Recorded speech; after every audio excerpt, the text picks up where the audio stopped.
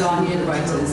And actually, a literary haven in Ghana's capital, Accra, Sylvia Arthur founded the Library of Africa and the African Diaspora in 2017 to celebrate African writers and those in the diaspora.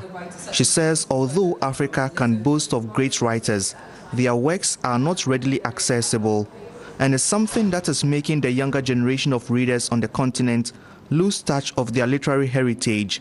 It's hugely important that we know that we come from a long line of writers and scholars and intellectuals, because otherwise, how can we feel empowered to represent ourselves, especially in these times where our whole being is being attacked?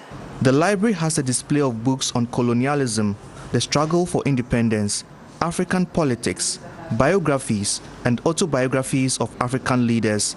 It also features works of fiction by Africans and people of African descent living in the USA, the Caribbean and Europe. And we have a good selection of writers from South Africa as well. Sylvia says her vision for this library has become very important today as issues of colonialism and racial abuse in America attract global attention amid protests by the Black Lives Matter movement.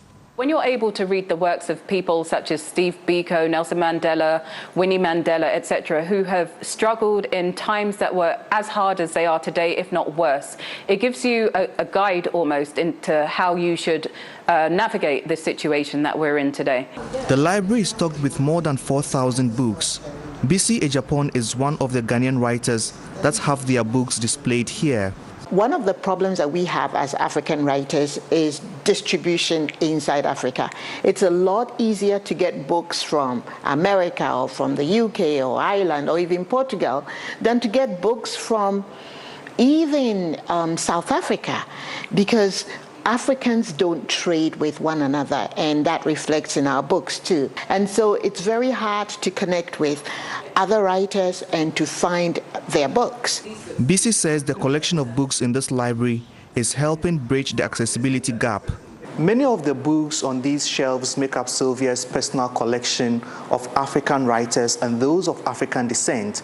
She says by showcasing the books, the history of African literature can be preserved. And parents trying to instill the habit of reading in their children will not have to look far to get a variety of books that gives them perspectives on Africa. It gives us a sense of belonging, that we don't have to go outside of our homes, outside of the continent, to look for enlightened writers. We have it right here.